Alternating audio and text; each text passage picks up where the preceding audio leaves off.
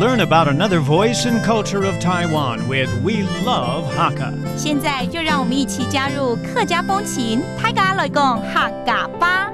Hey, check it out. It's time for Talk About Hakka here on FM 100 ICRT. Hello， 大家好，我係阿邊個 Leo。Hello, 大家好，我係林執事 Joseph Lin.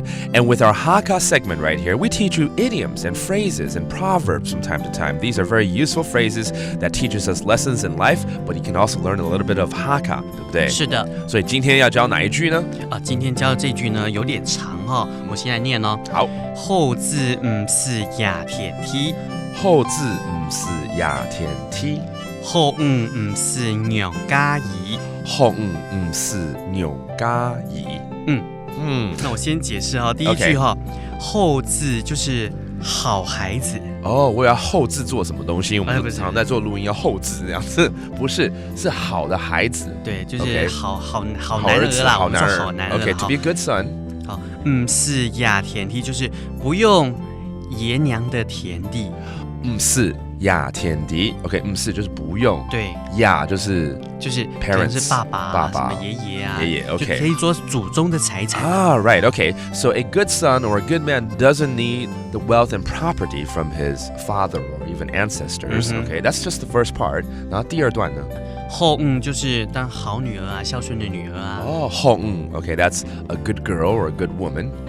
就唔是娘家兒，就是不用媽媽的嫁衣，就嫁妝不用那麼多。Okay, now that makes sense. 唔是 again, don't need 娘家兒. Okay, that means actually a good daughter doesn't need the dowry from her family.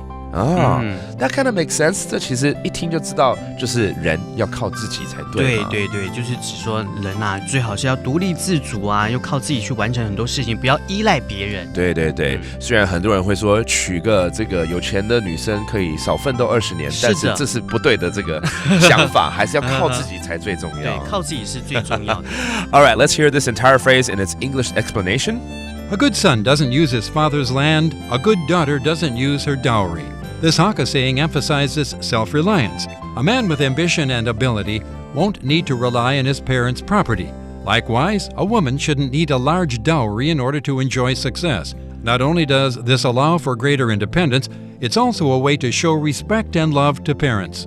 And Leo, let's repeat the phrase again. 後字唔是壓天梯，後唔是娘家兒。All right, let's hope you learned a little bit of something, not just Hakka right here on ICRT. And that does it for today's Talk About Hakka. 什麼大家？俺只係張來了。客家風情由客家委員會監製。We Love Hakka has been brought to you by the Hakka Affairs Council.